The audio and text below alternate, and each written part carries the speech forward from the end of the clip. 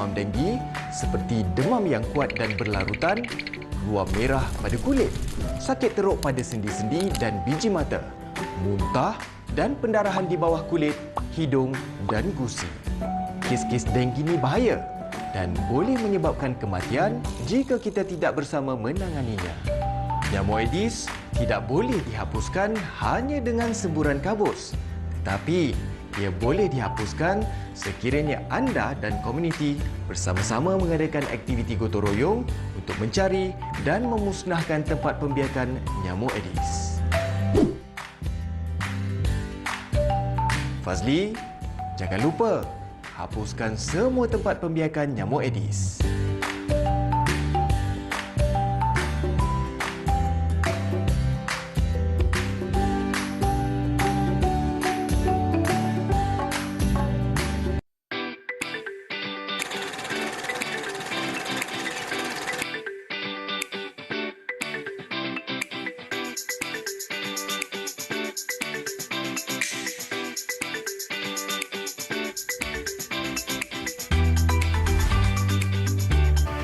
Tahniah daripada kami di RTM.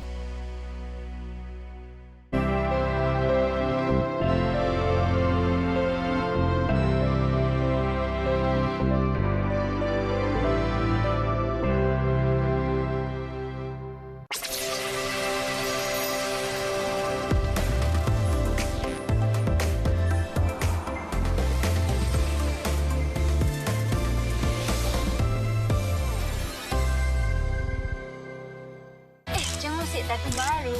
Baru?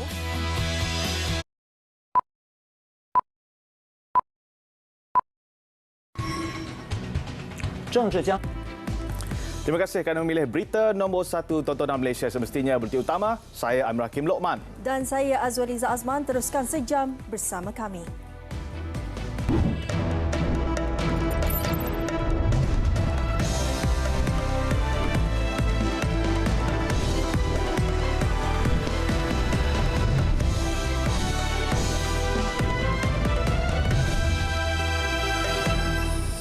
Saya Anwar bin Ibrahim setelah dilantik memegang jawatan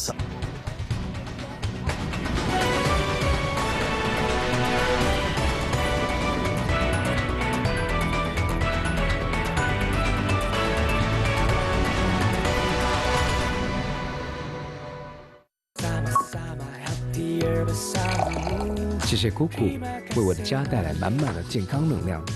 Sama-sama healthier with Kuku. Lebih sihat dan positif. Sama-sama healthier dengan Kuku. 终于尘埃落定了。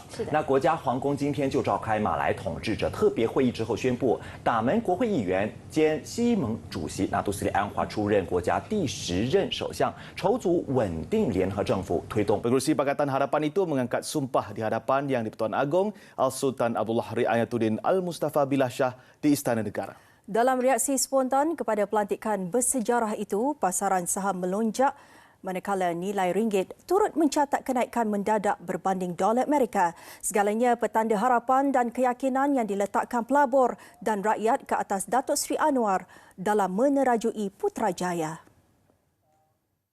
Suasana di kediaman Datuk Seri Anwar di Bandar Sungai Longkajang bertambah rancak sejurus Istana Negara mengumumkan pelantikan beliau sebagai Perdana Menteri. Pada jam 4 petang, kira-kira 10 kenderaan pengiring polis bertolak dari kediaman Datuk Seri Anwar menuju ke Istana Negara. Bang bertaut, Seri Paduka menasihatkan semua wakil rakyat merapatkan semula saf demi masa depan negara tercinta.